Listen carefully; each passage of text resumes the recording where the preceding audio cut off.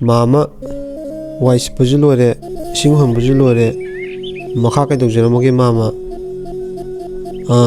yare yare nasigi dine na khan kroko aduga ne hayeng antana lauko chingda sing thiba chakadabni ko aduga ne sing thiba gi pisa do hala aga pirgi ko hoi mama aduda ay amuk chalage yoro yoro fajana chaluko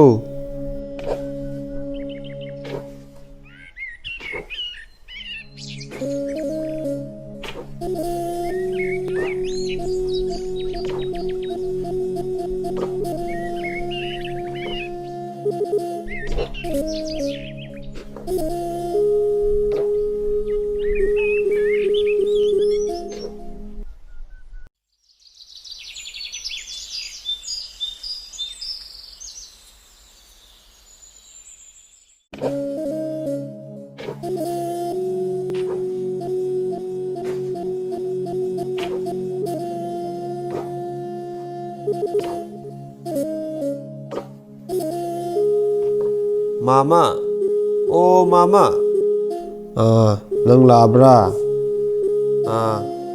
chaluro, fajana chaluko, haidi, tana lauko, hoi mama, adudai chalugi mama.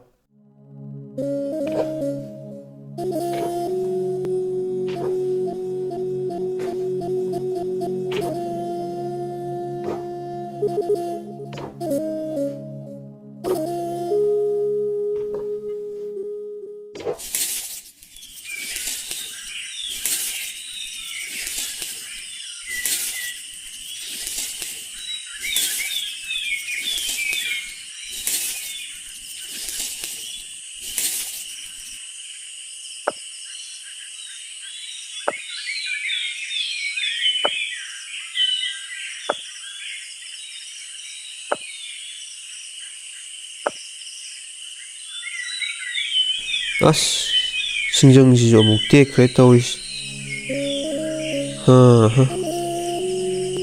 nungsa sabane wabanasu lore ngaihaktabu pothagigeda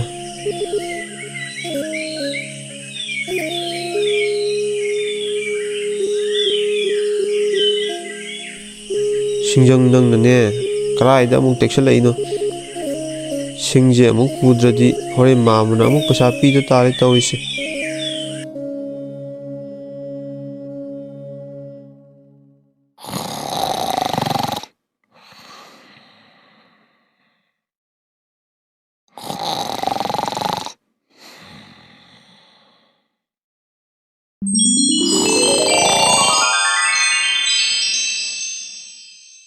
onthoknasu nungaina tungkhreda mit uishalaga kanano haibado ai khangtoklage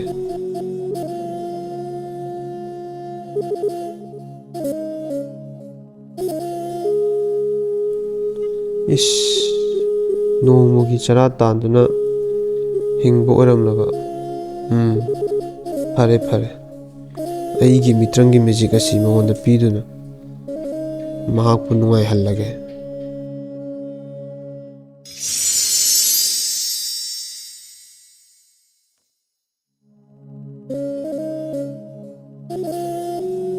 aidi ngahak tumthoreduna pungsidi yaukhre mamana ai halakpaso aiduna ngairamani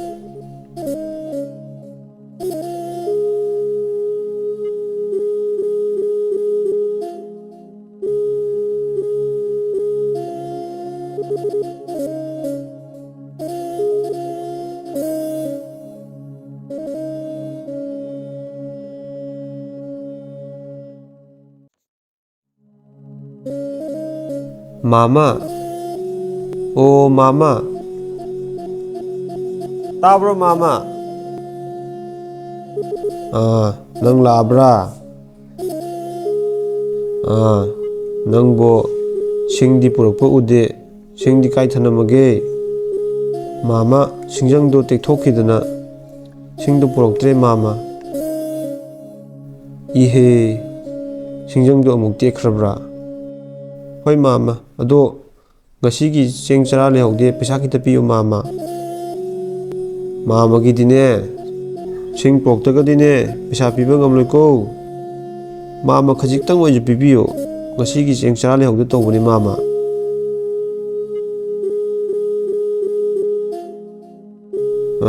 Nang mama gidine hai khadi lore ko.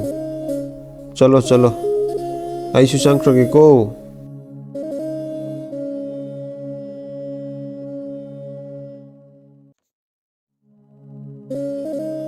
Mama je phaba manbai wani mabukti yam phattab janita horen gi cheng lehaude kamai tawni tawriside.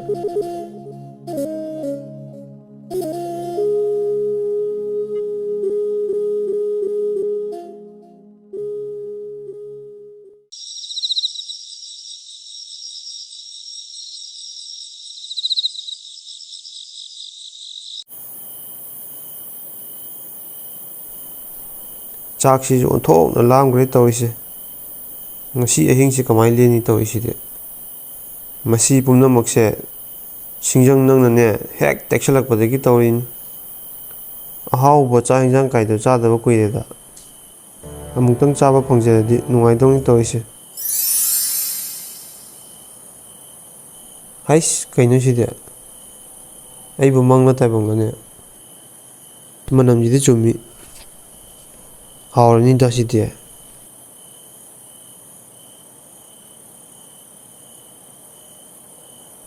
Hais karino igi singjang side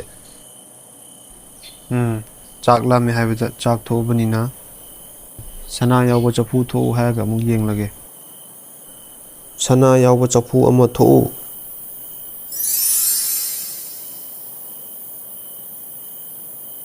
Hais thoine sijo kanate chakse lamana lore masi hana chasalageda.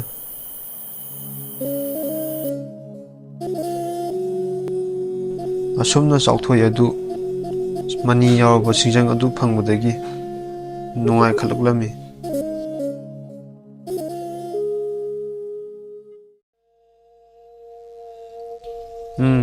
Madugi angangdubu leikaina paisa paire na ngangnaribasibu chumba jalane. Aigida thaba ingang suduna nomogi chara tanduna leramba mana karamna paisa pairibjana. Ai khangtoktaba yade. Ai chatlaga hekta yenglurage.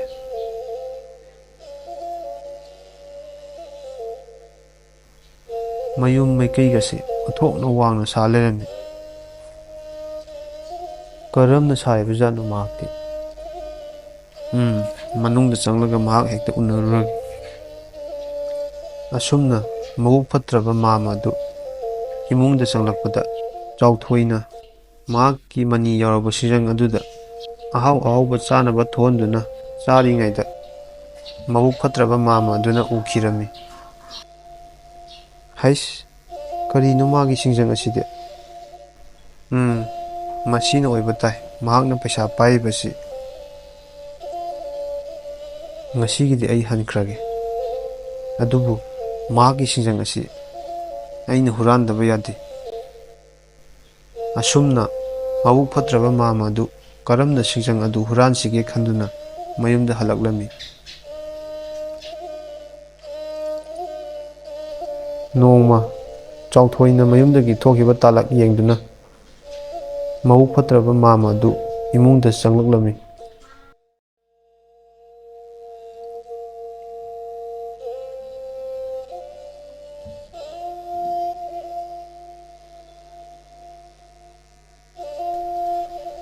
Mahak leichingayjida singjang asi puhorage. Masi purabadi aisu ngasidagi paisa yamna paiba miyoi haibadu oirani. Mabuk phatraba mama adu yamna haraujarami singjang adu phanglani khanbada. Adubu mahakna singjang adu laugi haiduna makhunna hek soklubada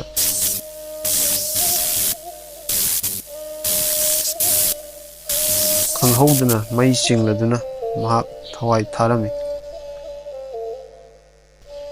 Mabuk phatraba mama amadi khungang aduda leiba huran chinthi tawba miyamna mahakki singjang adu huranamba kayarak honaki ꯑꯗꯨꯕꯨ ꯁꯤꯡꯖꯪ ꯑꯗꯨ ꯀꯅꯥꯃꯠꯇꯅ ꯍꯨꯔꯥꯟꯕ ꯉꯝꯈꯤꯗꯦ꯫ ꯑꯁꯨꯝꯅ ꯆꯥꯎꯊꯣꯏ ꯑꯗꯨ ꯅꯨꯡꯉꯥꯏꯅ ꯄꯥꯟꯈꯤꯔꯝꯃꯤ꯫